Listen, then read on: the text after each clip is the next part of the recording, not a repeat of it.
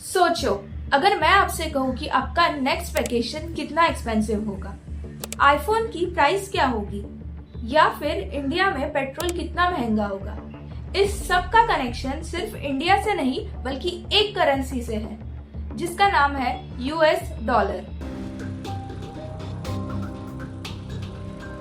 दुनिया का हर देश आज डॉलर को इम्पोर्टेंस देता है, लेकिन सवाल ये है कि आखिर क्यों? और अगर डॉलर की इम्पोर्टेंस कम हो जाए तो क्या अमेरिका गिर जाएगा?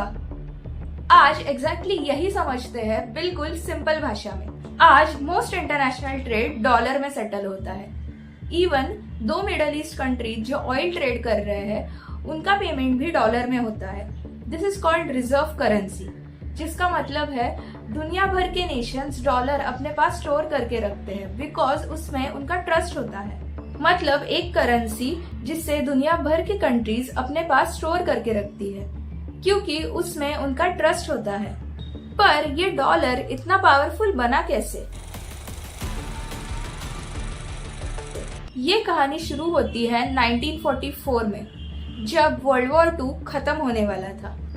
तभी 44 countries including many European countries and Asian countries America में ब्रिटेन वुड्स नाम की एक जगह पे मिलते हैं। ये कंट्री एक एग्रीमेंट साइन करते हैं जिसका नाम है ब्रिटेन वुड्स एग्रीमेंट। इस एग्रीमेंट के जरिए ये डॉलर को इंटरनेशनल ट्रेड के लिए एक्सेप्ट करते हैं, और सिर्फ यही नहीं, इसको गोल्ड के साथ भी लिंक कर देते हैं। पर इन 1971 America fully unlinked dollar from gold. इससे गोल्ड का डॉलर से डायरेक्ट कनेक्शन खत्म हो गया था। पर इस पे कभी किसी ने कोई एक्शन नहीं ली, लेकिन तब तक दुनिया डॉलर पे ट्रस्ट करने लगी थी। आज अगर जापान को सऊदी अरेबिया से ऑयल खरीदना हो या फिर ब्राजील को मशीनरी इंपोर्ट करनी हो, तो बहुत बार पेमेंट डॉलर से होती है।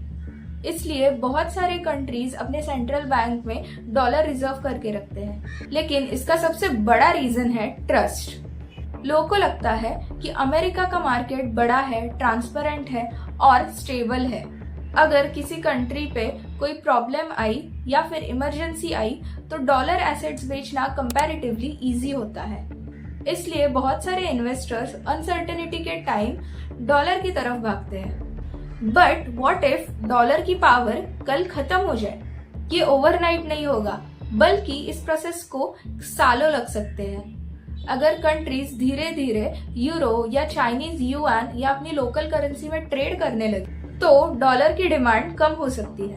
अमेरिका के लिए ये बहुत बड़ा प्रॉब्लम हो सकता है। उनका सस्ता बोरोइंग करना मुश्किल हो जाएगा, जिससे गवर्नमेंट और कंपनीज को बहुत ज्यादा इंटरेस्ट देना पड़ेगा। इंडिया जैसे देश अगर कुछ ट्रेड्स रुपी में करने लगे तो डॉलर पर डिपेंडेंसी कम हो सकती है, लेकिन इससे मार्केट में अनसर्टेनिटी काफी बढ़ जाएगी। मार्केट्स वोलेटाइल हो सकते हैं, इंपोर्ट्स एक्सपेंसिव हो सकते हैं, और बिजनेसेस को काफी सारे नए पेमेंट मेथड अडॉप्ट करने पड़ सकते हैं। In fact, over the last few years, countries like China, Russia, and the BRICS group have been trying to trade using less dollar dependency. This is called de-dollarization. And the data actually backs this trend a little. In the year 2000, dollar का share था around 70% and today it has dropped to about 57%. Experts का कहना है कि future एक multi currency world हो सकता है, और शायद इसमें ही काफी इंटरेस्टिंग बात छुपी है। डॉलर पावरफुल इसलिए नहीं है क्योंकि अमेरिका ने दुनिया को फोर्स किया, वो पावरफुल इसलिए है क्योंकि डेकेड से दुनिया उस पर ट्रस्ट करती आ रही है।